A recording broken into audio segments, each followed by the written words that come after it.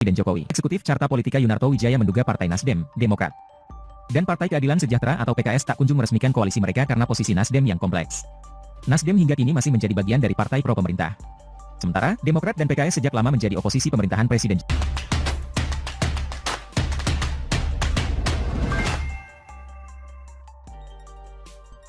Pantas, Demokrat uring-uringan, PKS dan Nasdem punya jagoan masing-masing untuk cawapres. Ditulis oleh Syardi dari siwar.com. Rencana koalisi antara Nasdem, PKS, dan Demokrat mungkin tidak akan segampang yang kita perkirakan. Jubir DPP PKS Muhammad Khalid mengatakan, mereka menawarkan kader terbaiknya untuk menjadi cawapres kepada Nasdem dan Demokrat.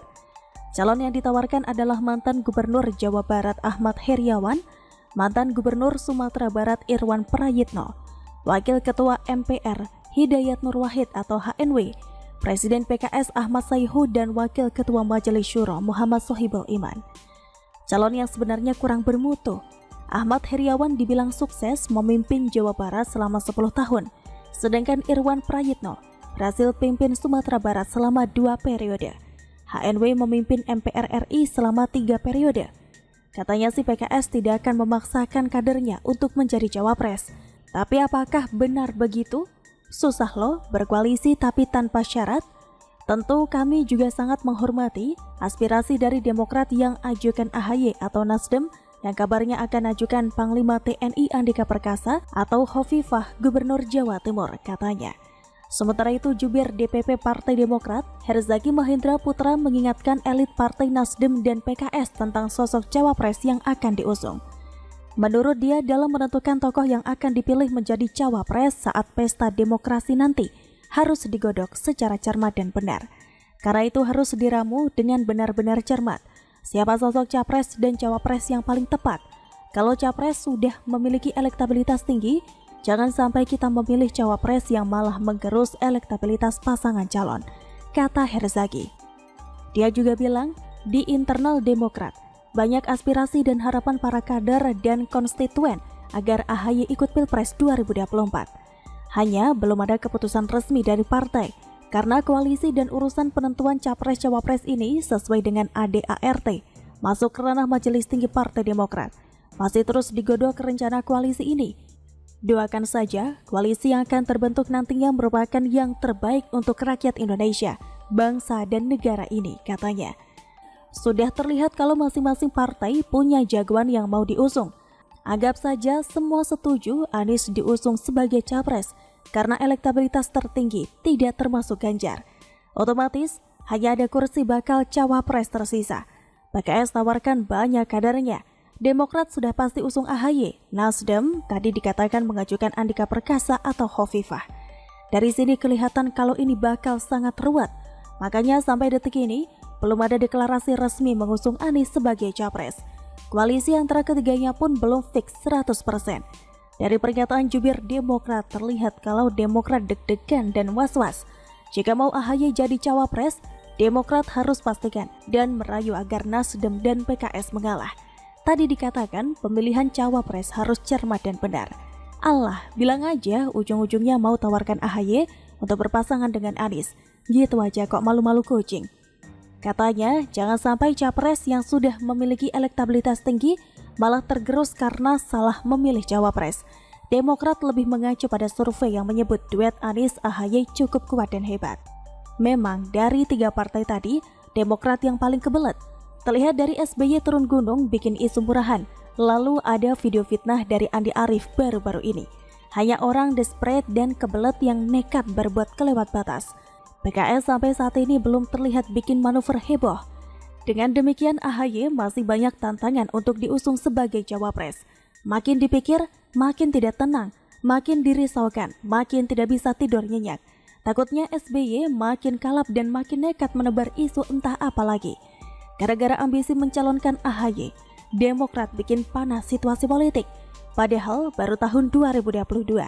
Mereka suka bikin sensasi, lalu bermain sebagai korban dizalimi. Cara murahan ini masih saja dipakai demi ingin berkuasa. Nanti kalau mereka dilempari isu balasan, malah mewek dan sedihnya menggema hingga ke ujung angkasa. Suruh AHY mulai dulu dari bawah seperti yang dilakukan Gibran. Gibran tidak pernah langsung diusung sebagai calon gubernur DKI lalu dipaksa jadi cawapres. Kalau AHY tidak lolos dari nol, maka tahu dirilah. Itu tandanya rakyat tidak suka. Bagaimana menurut Anda? Dulu kecil. Jangan sampai misalnya dulu pernah ada gagasan jalan Sudirman Tamrin dihentikan dari sepeda motor. Itu kalau dihentikan dari sepeda motor jalan itu, maka ini data teman-teman Grab nih, 500-an ribu delivery per hari di Jalan Jenderal Sudirman. Itu artinya pendapatan dari rumah-rumah se-Jakarta per hari.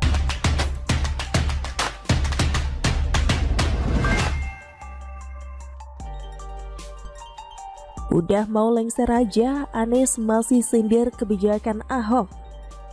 Ditulis oleh Syardi dari siwar.com.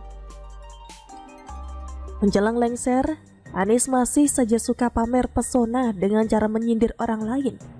Kali ini yang dia sindir adalah Ahok. Anies bicara tentang sudut pandangnya dalam menerapkan kebijakan soal transportasi di ibu kota. Ia menyebut segala keputusan yang dibuat harus mempertimbangkan keadilan bagi masyarakat. Dia menyinggung soal kebijakan era Ahok, di mana saat menjabat di tahun 2014, membuat kebijakan melarang kendaraan roda 2 melewati Jalan Sudirman Tamrin. Ia menganggap kebijakan ini menunjukkan ketidakadilan bagi masyarakat. Keadilan itu harus diterapkan pada semuanya. Jangan sampai misal dulu ada gagasan Jalan Sudirman Tamrin tidak boleh dilewati motor, kata Anies. Anies menyebut Jakarta diisi oleh warga dengan kelas ekonomi beragam dari bawah, menengah hingga atas. Saya perlu sampaikan soal keadilan. Jakarta itu kota yang ada yang paling atas, ada yang paling bawah. Miskin-miskinnya republik ini ada di Jakarta, tapi kaya-kayanya orang juga ada di Jakarta, katanya.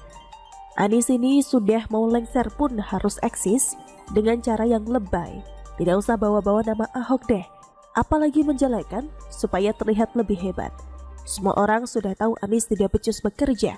Kepuasan publik terhadap dia mencapai titik terendah. Janji-janji besar selama kampanye banyak yang tidak terrealisasi, bahkan mendekati ngibul. Rumah untuk menengah ke bawah ternyata papasan kosong. Itu pun jumlahnya hanya ditargetkan sebanyak 9 ribuan unit dari target awal 200 ribuan unit. Bahkan rakyat menengah ke bawah tidak sanggup membeli karena syarat gaji yang terlalu tinggi. Apakah itu keberpihakan terhadap rakyat miskin? OKOC juga sama konyolnya. Realisasi hanya 0,03% dari target. Banjir yang sangat mendesak dikerjakan malah ditunda-tunda. Gantinya jadi naturalisasi sungai, tapi juga gak ada dia kerjakan. Yang dikerjakan malah sumur resapan yang tidak berfungsi apa-apa, melainkan bikin jelek jalanan. Kalau di